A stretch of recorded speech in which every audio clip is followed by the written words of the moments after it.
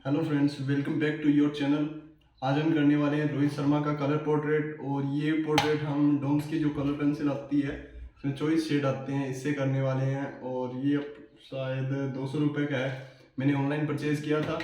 आप चाहो तो मैं डिस्क्रिप्शन में इसका लिंक भी दे दूंगा, वहाँ से आप जाके परचेज़ कर सकते हो। और पेंसिल्स कुछ ऐसे हैं, मैं आपको दिखा देता हूँ। इस तरह की कुछ पेंसिल्स है और काफ़ी अच्छा रिस्पॉन्स है इसका। मैंने इससे काफ़ी पोर्ट्रेट्स ड्रॉ किए हैं। तो चलो यार शुरू करते हैं।